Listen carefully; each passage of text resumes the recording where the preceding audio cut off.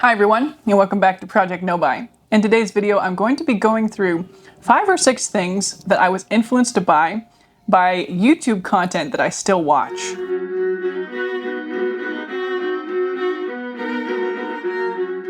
So I'm not going to dox on these channels in this video. I'm not going to share exactly what the videos were or who the creators were.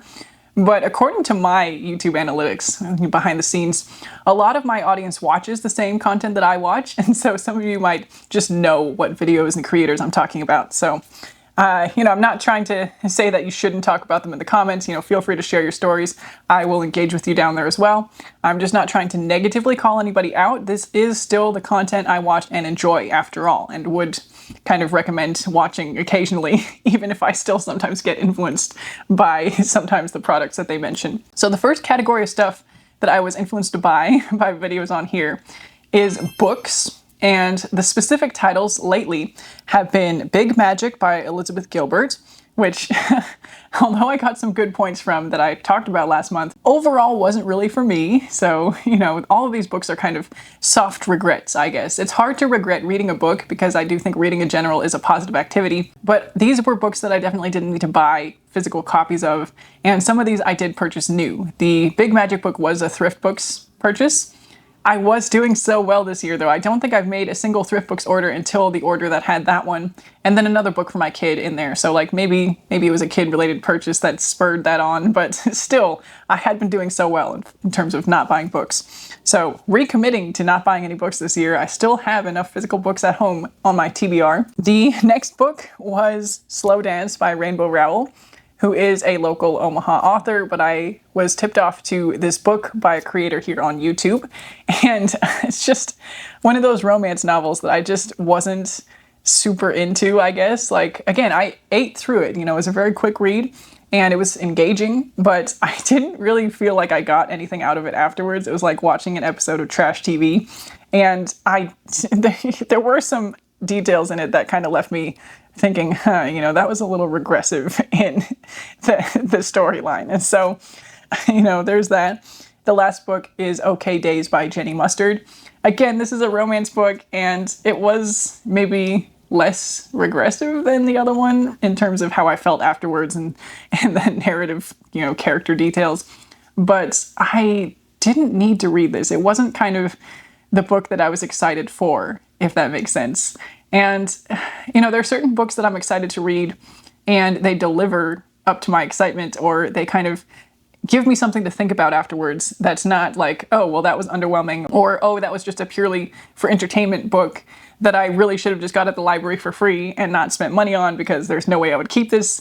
And now I'm going to donate it to Half Price Books and it's going to be floating around somebody's inventory, hopefully repurchased and loved by somebody else or enjoyed by somebody else. And again, people enjoy different things. Somebody might love these books and want to keep them for themselves. So I'm not trying to say that nobody should keep these books or these aren't deserving of being kept.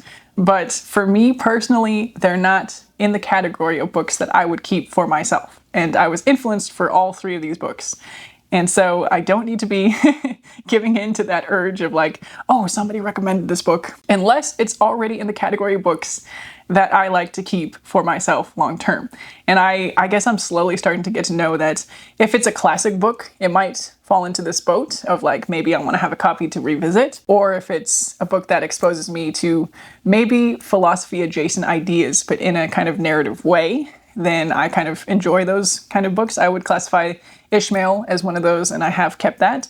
And, some of these books are gifted by people that were former friends or partners or whatever, and that's also a reason that I keep some of these books, books with social connection. But yeah, none of these, I don't really consider being influenced by a YouTube video a valid social connection.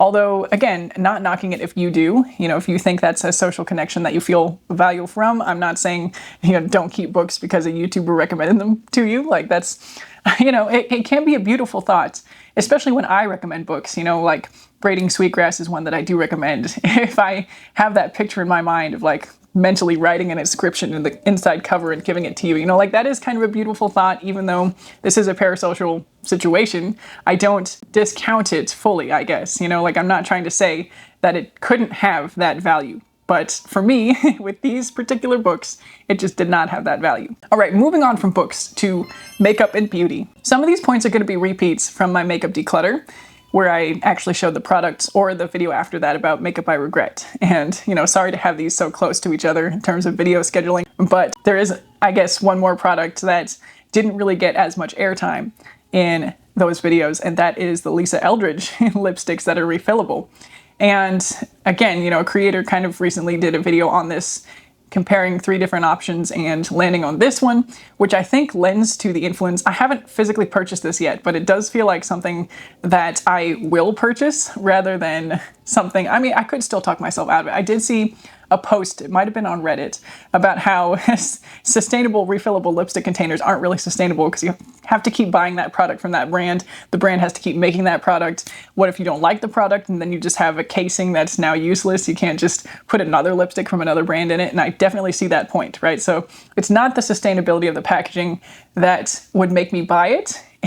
Although some of the intentions of having the sustainable packaging do attract me to this product and this company. And so it is kind of that bizarre, like, the actual reality of this packaging is not as good, you know, it's kind of too good to be true, but the intention of the creator is still something that's worth praising, I guess. Anyway, so these Lisa Eldridge lipsticks are something that I am influenced to buy, even if I haven't necessarily bought them yet. It does kind of feel like something I might treat myself to as a stocking stuffer for Christmas, or, you know, a small gift. It's not necessarily like the stocking stuffer category, I guess, you know, like, we can get into that later, but we'll see what happens there. I do feel pretty strongly influenced to eventually purchase that. The other makeup was from earlier last year, the lip liner in the specific color, Wherever Walnut, which is still unopened. It's still kind of like my backup product for when the one that I'm using runs out. White eyeliner, this might have been a TikTok influence, but I'm still counting this. And the YSL eyeshadow quad, I saw several people on YouTube talking about these, and even some people sharing that that was on their wish lists. REM beauty products, again, I saw a no-buy, or a makeup creator who was doing a no-buy wearing these products, and so I thought they looked so great that I wanted to try that highlighter and then the cream eyeshadow. And then the blue eyeshadow product, the Violette, I think, the one that I got myself for Christmas last year. So that was also a creator who was on a makeup no-buy that influenced me to want that and eventually buy it. All right, this other item is still kind of in the beauty category, and again, you've already seen it. It's the Wild deodorant. Multiple kind of sustainable-oriented creators talk about this product, or used to talk about it before it was acquired by Unilever, and now they've talked about how they don't support it anymore because it was acquired by Unilever, which honestly, you know, I was along for the ride, and now I have this product that's funded by Unilever, and not at the time that I purchased it, but still, it does kind of leave me with this sustainable packaging again, and the company is not sustainable anymore, so getting the refills is no longer supporting something I want to support, and maybe there's another refill that will fit into it, and I'll cross that bridge when I run out of deodorant, which, if you saw my makeup declutter, you know I'm not going to run out of deodorant for the next 5 years, probably. Although I am almost ready to replace one of my cartridges in that blue deodorant that I use. And so we're making slow progress. But anyway, so Wild deodorants, hardcore influenced. I think I used a discount code from somebody to get that, again, last Christmas. So some of these were last Christmas products, the deodorant, some of the makeup. Some of these I'm talking about for Christmas this year with the Lisa Eldridge lipstick. Okay, clothing. There's only one thing that I can recall that was purchased recently and influenced, and that was those leopard lace-up flats. And I saw somebody, a sustainable fashion creator rather, talking about this being kind of the next it style for shoes, you know, the Ganni lace-up ballerina flats, kind of ballerina flat sneakers being a trend, and I would not have known about this if I didn't watch that creator. And again, you know, sustainable fashion is still a dangerous category, and I probably should unfollow this creator. I guess I'm leaning towards unfollowing all fashion creators as a blanket kind of rule, just because sometimes, even if it doesn't really work on a general basis anymore, you know, I shared how I was trying to go back into TikTok fashion and it just wasn't working. There will be times that creep through the cracks in terms of planting the seed of that one item that I then can't stop thinking about in whatever shape or form, and will stop at nothing until I find a way to bring it into my life, I guess, in the case of these particular shoes. And, you know, in this case it was a one-to-one replacement for non-black performing appropriate shoes, but it was something that I didn't need and could have not purchased if I wasn't aware that they existed, if you know what I mean. And so again, I don't blame the creators. I don't blame any of these creators, but it's, you know, me and my own kind of magpie shopping mind that does get fixated on some of these things. And when I saw those shoes, it was an immediate kind of like, oh, you know, like I've never seen anything like that before. They look kind of ugly like bowling shoes, but they look so, you know, they've gone so far in that direction that they've come out the other side for me personally. And again, I'm sorry if me speaking about them is also influencing you. This is partly why I'm not showing a picture of it or anything. Maybe I should bleep out the brand when I'm talking about it. I don't know. But you know, hopefully you knew what you were signing up for when you clicked this video in terms of hearing about brands that I have been influenced to buy. And if you were in an influenceable mood, then, you know, pretend you never watched this video, because how stupidly ironic would it be if this video influenced you to then buy something that I was influenced to buy? I guess on that note, let me know if anything I've ever showed or talked about in a video has influenced you. I'm super curious to know how that pans out. I was hyper conscious of this during my first Know by Year when I was sharing stuff in videos. Even looking at it on camera, I could see like this has the potential to influence somebody to want this. And I started seeing that in myself, you know, even just seeing something on camera would sometimes influence me to be interested in it, if not want it, and then buy it outright. All right, bonus miscellaneous category is the Labubu's. I first was tipped off to these in the consumer critical content online, where people started talking about these as this kind of overconsumption product or trend product or sign of a recession or whatever it was, you know, like the online world of critical consumption tipped me off to these, and then the rest is history, I guess. And it's almost like the lack of utility of this product, the Labubu's, was what kept me open to influence there, because I had been doing conscious work on not being swayed by trends in fashion, trends in beauty if it's a product that I wouldn't actually use, even things like the Trader Joe's tote bags, the Stanley cups, you know, these are things that were kind of positioned in ways that would have made it not surprising for the old me to acquire these things or to want these things. And then, you know, I wouldn't be fighting people in Target for a new Stanley cup. You know, that's never been a part of my personality, but it could have been feasible that, you know, give it 6 months, maybe I walked past a Stanley in a sporting goods store or something and thought, you know what, like, can't beat them, join them, you know, what the hell. And so I had been doing the work consciously to not be swayed by that anymore, or not be, I guess, apathetic in a way, you know, like if I didn't need it, the answer was no. And, you know, it's not neutral. It's not like, oh, why not? You know, like it was no, there is a reason why not. And so I guess I hadn't done the work specifically mentally in terms of there isn't a reason why not in terms of something that has no utility in the first place. And so when the Labubu's hit the scene, it was like, oh, this is a pointless purchase anyway. I know it's a pointless purchase. It's just for fun. The emotional manipulation was kind of having its effect as far as the hype, the FOMO, the look how happy these people are, look how exciting these purchases are for these people. And it's, you know, they don't really have any excitement of utility to live up to in a way. And again, you know, this is kind of a bizarre breakdown of this influence to purchase these things, but I guess that's just how it worked out for me in terms of being influenced by seeing them, and then that being a category of kind of vulnerability in terms of not really realizing that I didn't need them and there was a reason not to buy them, if that makes sense. It was harder to argue myself out of them. I also purchased them during a time when I was in physical pain. You know, I threw my back out over the summer 2 times, and both of the times I made purchases that weren't necessarily fully condoned by my future self, or even myself during the time. It was an escapist purchase. And so hopefully through physical therapy, I can at least avoid being in those scenarios where I'm looking for the escapist purchase.